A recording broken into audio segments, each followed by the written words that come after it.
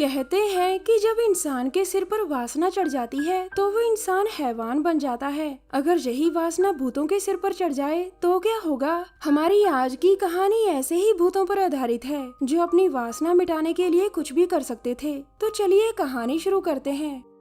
ये कहानी एक बड़े से घर से शुरू होती है जिसमें आज एक पार्टी चल रही थी। ये घर रोज नाम की एक एक्ट्रेस का था और उसी ने अपने दोस्तों को ये पार्टी दी थी। रोज के मैनेजर का नाम नॉर्मन था और नॉर्मन सभी मेहमानों से कहता है, आप सभी का यहाँ आने के लिए धन्यवाद। रोज ने ये पार्टी इसलिए रखी है क्योंकि उसकी नई फिल्म हिट हुई है। नॉर्मन की बात सुनकर सभी मेहमान तालियां बजाने लगते हैं और इसी बीच एक लड़का अपनी दोस्त से कहता है, रोज की ये आखिरी हिट फिल्म है। आजकल सभी फिल्मों में साउंड इस्तेमाल होता है लेकिन रोज अभी भी साइलेंट फिल्मों को ही साइन कर रही है। रोज की आवाज अच्छी नहीं है इसलिए वो साउंड वाली फिल्मों से परहेज कर रही है। उसी पल नॉर्मन कहता है, दोस्तों चलो आप स्वागत करते हैं दुनिया की सबसे खूबसूरत एक्ट्रेस रोज का।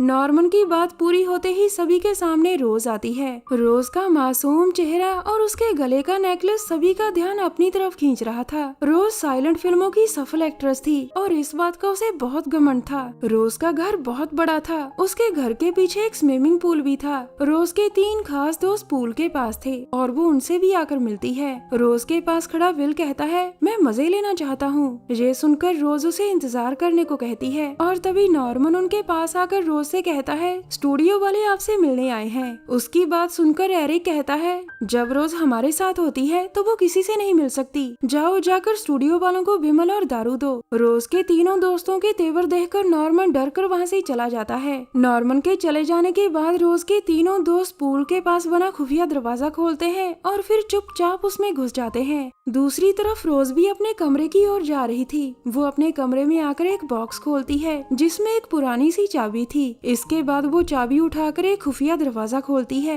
और फिर वो उसके अंदर चली जाती है। दरअसल रोज के कमरे में जो खुफिया दरवाजा था वो एक तहखाने की तरफ जाता था। अब रोज एक बड़े से तहखाने में आ गई थी जहाँ उसके तीनों दोस्त पहले से ही उसका इंतजार कर रहे थे। इस तहखाने तक पहुँचने के लिए 2 रास्ते थे। एक रास्ता रोज के कमरे में था और दूसरा रास्ता पूल के पास था। रोज के तीनों दोस्त पूल वाले रास्ते से ही यहाँ पहुँचे थे। दरअसल रोज और उसके तीनों दोस्त इस तहखाने में आकर मौज मस्ती करते थे। मौज मस्ती के लिए ये बाहर से लड़कियां भी लाते थे और आज भी इन लोगों ने 2 लड़कियों का इंतजाम कर रखा था। अब हमेशा की तरह रोज अपनी सीट पर बैठ जाती है जबकि उसके दोस्त लड़कियों के साथ मौज मस्ती करने लग गए थे। थोड़ी ही देर बाद उनको मजे में देखकर रोज के भी तन बदन में आग लग गई थी। रोज को अपनी आंखों के सामने वासना का खेल देखना बहुत अच्छा लगता था और ये बात उसके दोस्त अच्छी तरह से जानते थे। दूसरी तरफ पार्टी में खड़े नॉर्मन को कोई सूचना मिलती है जिसके बाद वो रोज को ढूंढने लग जाता है। वो उसे ढूंढता ढूंढता उसके कमरे में आ चुका था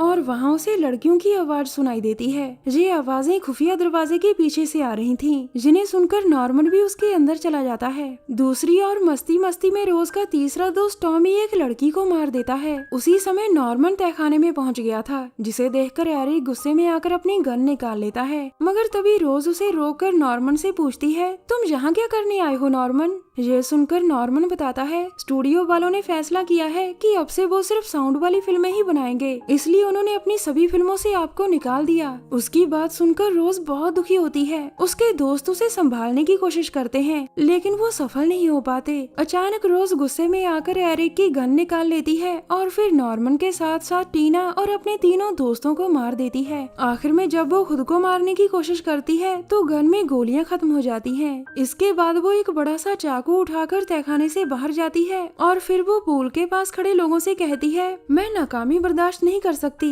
इतना कहकर वो खुद का गला काट लेती है और उसकी मौत हो जाती है। बहुत सालों बाद आज रोज के घर 2 रियल एस्टेट एजेंट्स आती हैं। एक का नाम डैनी और दूसरी का नाम मिकी था। इनकी कंपनी पिछले कई सालों से रोज का घर बेचना चाहती थी लेकिन उन्हें कोई भी ग्राहक नहीं मिल रहा था। आज कंपनी को जैसे ही एक ग्राहक मिलता है तो कंपनी उन दोनों लड़कियों को रोज के घर भेज देती है। कंपनी चाहती थी कि दोनों लड़कियां रोज का घर ग्राहक को दिखाएं और किसी तरह उसे घर बेच दें। रोज का घर पिछले कई सालों से बंद पड़ा था जिस कारण घर की हर चीज पर धूल मिट्टी जम चुकी थी। घर देखते देखते उन दोनों की नजर उसी पूल पर पड़ती है जहाँ पर रोज ने अपना गला काटा था। थोड़ी देर बाद वो दोनों लड़कियां घर की सफाई शुरू कर देती हैं क्योंकि घर दिखने में काफी गंदा लग रहा था। उन दोनों को पता था कि घर को खरीदने वाला ग्राहक कल तक आ जाएगा, इसीलिए वो उसके आने से पहले पूरे घर को चमकाना चाहती थी। वैसे वो दोनों अपनी तरफ से पूरी कोशिश कर रही थी कि ये घर जल्दी जल्दी बिके और उनकी कंपनी खुश होकर उन्हें इनाम दे। इसी दौरान डैनी पूल के पास आकर सफाई करने लगती है और जहाँ उसे रोज का नेकलेस मिलता है। नेकलेस की खूबसूरती देखकर डैनी काफी हैरान थी और फिर कुछ सोचकर वो उसे अपने पास रख लेती है। कुछ देर बाद रात हो गई थी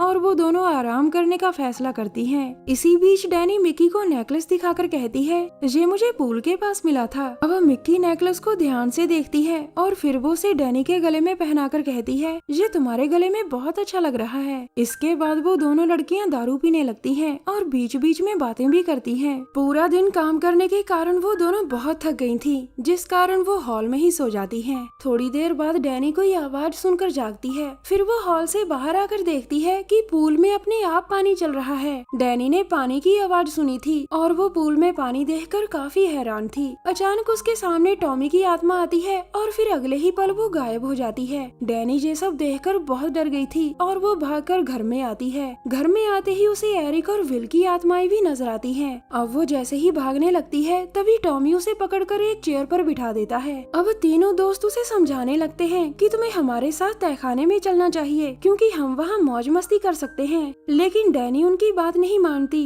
और तभी वहाँ मिक्की आकर पूछती है, तुम किससे बातें कर रही हो?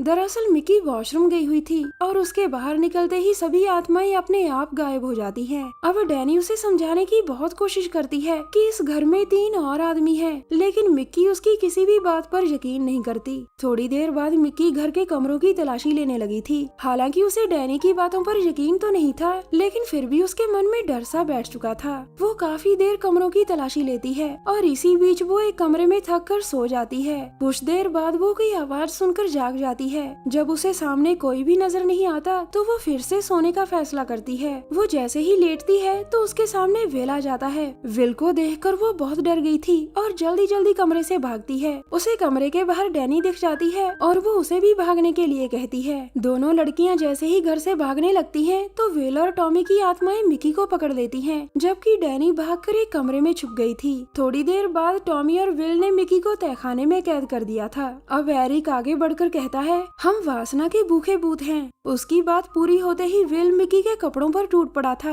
अब टीना की आत्मा भी मिक्की के पास पहुंच गई थी क्योंकि वासना के खेल में वो भी हमेशा पार्टनर होती थी। अब एक तरफ एरिक मिक्की से जबरदस्ती कर रहा था और दूसरी तरफ विल टीना के साथ लगा हुआ था। इसी बीच डैनी जिस कमरे में छुपी हुई थी वो कमरा रोज का था। उसे जैसे ही तहखाने से मिक्की की चीखें सुनाई देती हैं तो वो भी तहखाने में आ जाती है। तहखाने का हाल देखकर डैनी बहुत डर गई थी। वो जैसे ही भागने लगती है तो टॉमी उसे पीछे से पकड़कर कहता है, मैं तुम्हें ही ढूंढ रहा था। अब तीनों दोस्तों ने दोनों लड़कियों को बंधक बना लिया था। इसी दौरान टॉमी बाकियों से कहता है, मैं डैनी के साथ अकेले में मजे लेना चाहता हूँ। उसकी अटपटी बात सुनकर एरिक और विल पहले तो काफी हैरान होते हैं, लेकिन फिर उसकी बात मानकर उसे अकेला छोड़ देते हैं। उनके जाने के बाद जैसे ही टॉमी डैनी के पास आता है तो वो उस पर वार करती है और टॉमी टेबल से टकराकर बेहोश हो जाता है। डैनी जल्दी जल्दी पहले खुद को आजाद करती है और फिर वो मिक्की को भी आजाद कर देती है। अब दोनों लड़कियां जल्दी जल्दी भागकर रोज के कमरे में आ चुकी थी,